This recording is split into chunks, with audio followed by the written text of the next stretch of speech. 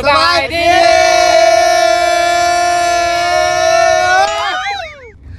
อย่างสูงสบายดีธรรมดาก็ได้สบายดีพวกเขาเจ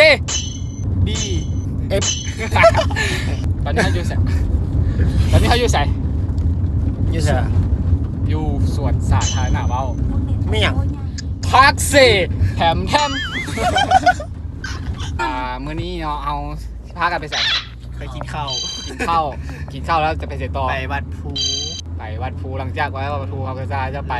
วัดภูสะเล่าอีกแล้วเอาไปเจอกันอยู่พุ่นเลย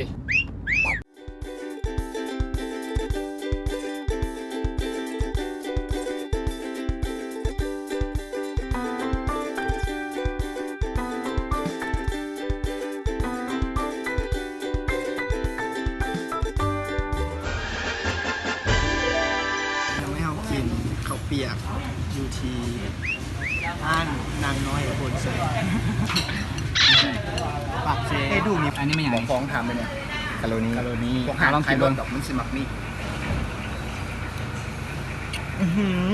แซ่บฮอต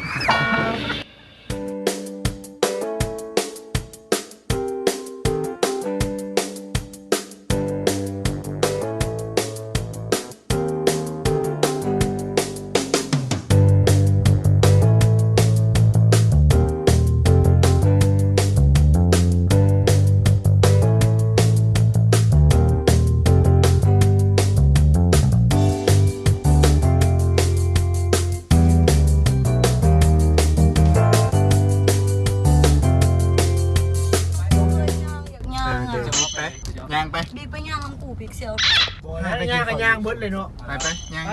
ย่างอะไรสูย่างแล้วนะโอ้มันไก่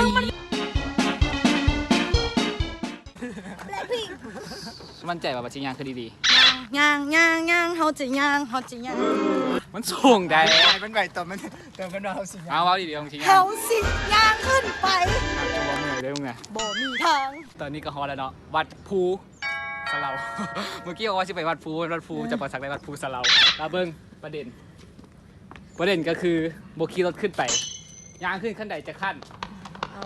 นับโบเป็นเลยจะขั้นวันเดียวบ่เคยมาครั้งแรกโอ้จะขั้นจ้ะโอ้โห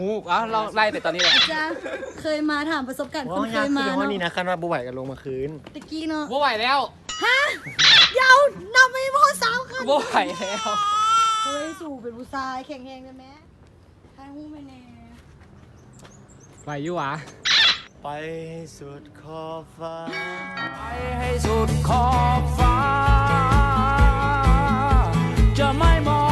งย้อนมาจะมุ่งไปให้ถึงดวงดาวที่ฝันใฝ่ไม่ว่ามันสุขกูเมื่อยแล้ว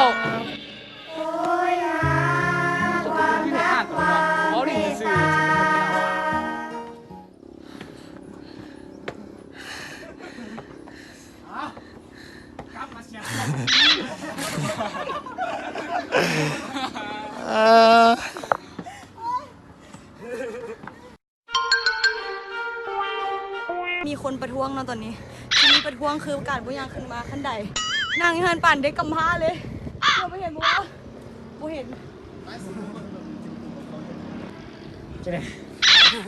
สิไปต่อหรือสิพ่อสามี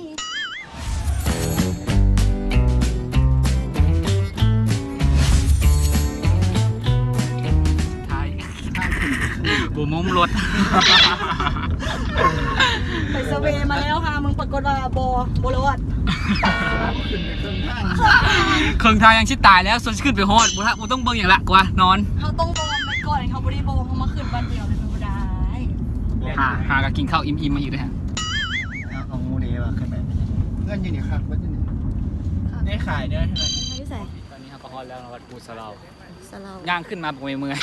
โอ้ใส่ย่างขั้นใดมาเฮ้ยได้ข่าวทั้งใดขึ้นมาทางนั้นโบเมนทางนี้เมื่อยเขารู้สึกแนวใดหลังจากขี่รถขึ้นมาเฮ้ยขึ้นขั้นใดย่างขึ้นขั้นใดมาเมื่อยเลยเนาะคือเขินกล้องเลยแต่ก็บ่เมื่อยปันใดเพราะว่าเขาเก่งข่าวกับสารสู่ขนาดขึ้นไม่เดียวนึงมาเป็นพันใหญ่เลย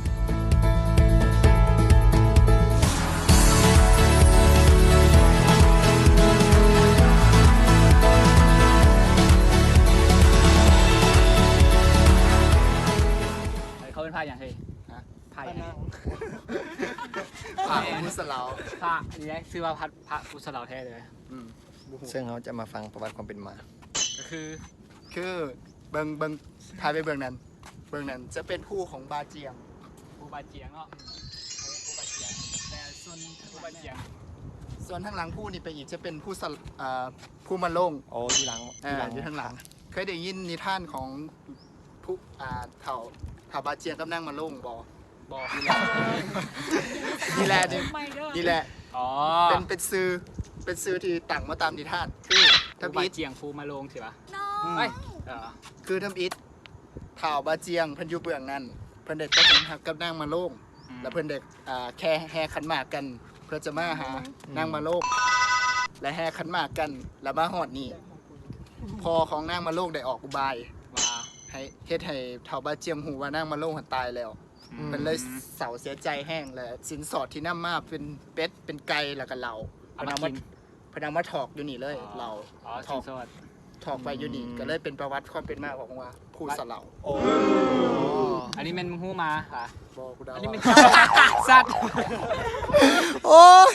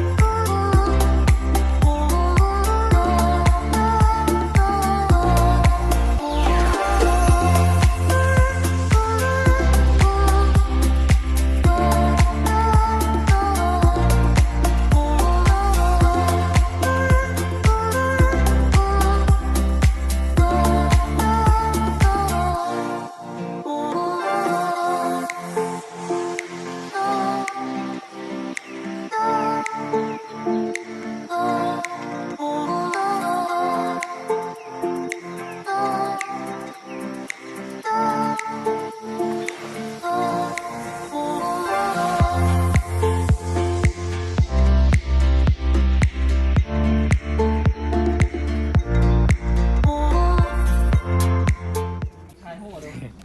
ไปหูดู กูเหยียบขี้หมา AGV เหยียบขี้หมา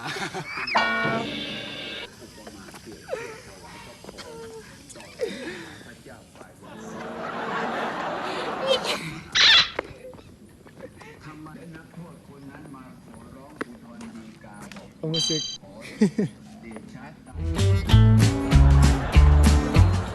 ตอนนี้เปลี่ยนรถเอาก็เป็นรถตู้10วันนางแต่ ได้มาทำตอนนี้ก็ต้องไปใช่ มึงเขาเป็นยูทูบเบอร์ต้อง สะเหล่า ต้องถึกแล้ว วัดภูจับปะซักเรื่องการอยู่วัดภูจับปะซักโอ้ ว้ายัง ไ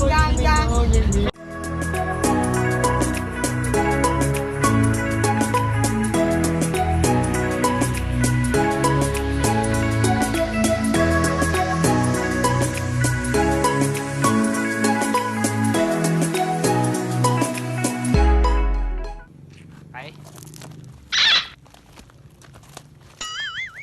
คือตรงนี้ขึ้นขั้นใดอีกแล้วได้ขึ้นขั้นใดอีกแล้ว มาแบบดาราเขาจะขึ้นเพื่อทานผู้ชมขึ้นเพื่อ FC มี FC แล้วล่ะน่าจะได้มี FC ไง กูบ่ตัดออกเลยคน มองบ้า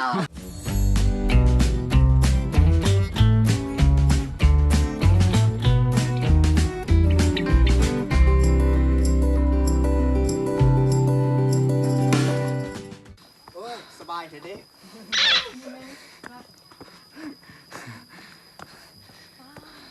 เขาบอกว่าบ่ต้องจุ่มว่ามึงไงได้ยินแต่มันท้อเขาว่าสิ เมื่อยโว้ย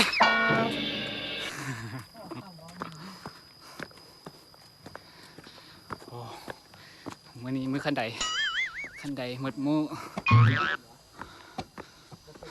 พากูแน่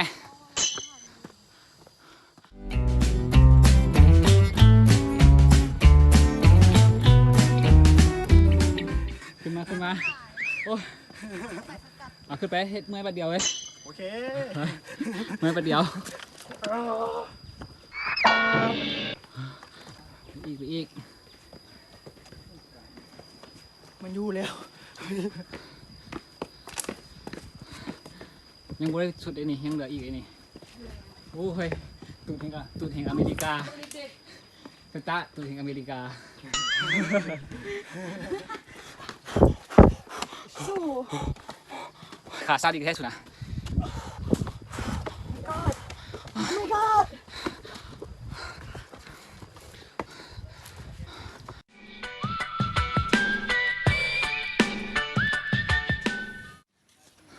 เปื่อนเหรอเปื่อนเหรอ ขังขนาด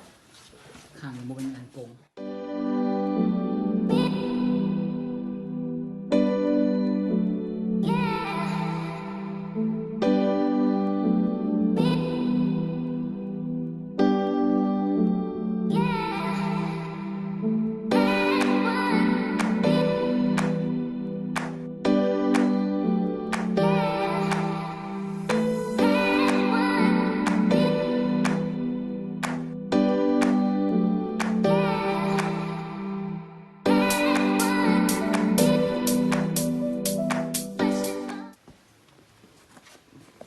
ผู้ใหญ่ดีหรือผู้ใหญ่ลิบนี่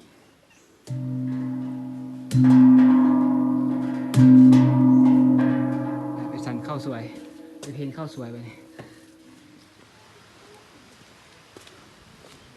ว้าวที่ไปใส่นี่ เจ้าก็มีน้ำศักดิ์สิทธิ์อยู่ถึงใครจะอาบแล้วสุขภาพ น้ำศักดิ์สิทธิ์โตเฮียนน้ำเฮาเหรอศักดิ์สิทธิ์นะเหรอ เออ ศักดิ์สิทธิ์แมกบุ๊กเหรอ สุขภาพแบบนี้ ฟ้าเสียงงามว้าวให้ดูน้ำตกอยู่เทิงอันนี้ก็คือน้ำตกเป็นบ่นี่หรือว่าน้ำก๊อกแตก น่าจะเป็นน้ำไหลที่นี่ อันนี้ก็พอแล้วน้ำตกจากหินจากถ้ำมันก็จะออกมาเป็นนี่อยู่นี่ เย็นเลย น้ำป่ะ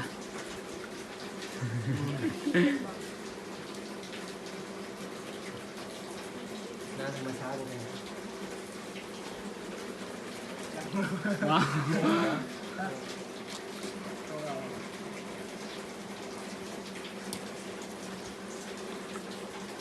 ล้างหน้าเลยนะต้องเรียกล้างหน้าเลย ร้านหน้าไหม ได้ โอ้ จักรจีเสียวจักรจี มีพลังพิเศษเอาอะไรครับ 255มึงไป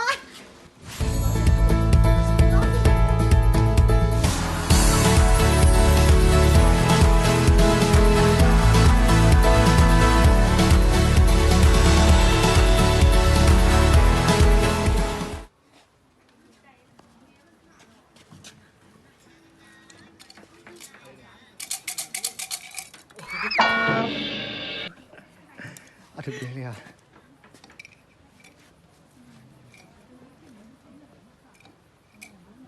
เอาเล็กนี่ซะ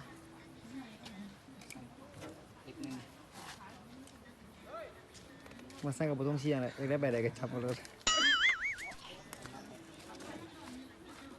ไผ่ผู้บายเอาได้กำซื้อซักสะพรกาวในตอนพุทธดีลงมาเกิดนกปู่ลงมาเกิด มาถือเอากำเนิดในโลกานางหักปรารถนาเป็นเมียพระเจ้าจีของอ่านว่านี่วะซาหลังไปเข้านำนิ้วใส่สูไปหักบ่ายจับลุกก็หักบีเรือยิ่ง ปรารถนาทุกสิ่งก็สมดังใจหมายโอเค เข้าใจได้อันแถวสุดท้ายปรารถนาทุกสิ่งก็สมดังใจหมายการนั้นพวกเข้าใจเลยโอยอมแพ้เถอะวะโอยอมแพ้เถอะ แอบมองเธออยู่นะจ๊ะ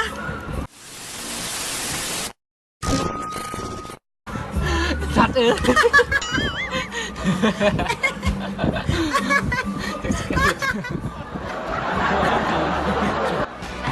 งเธออยู่นะจ๊ะแต่เธอไม่รู้บ้างเลย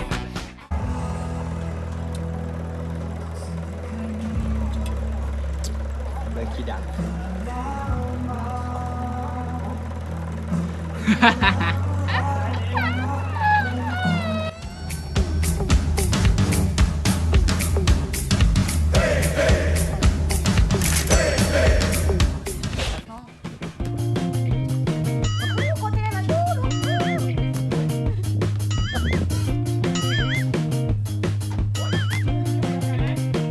แล้วซื้อบ้านเขาปันคันอยู่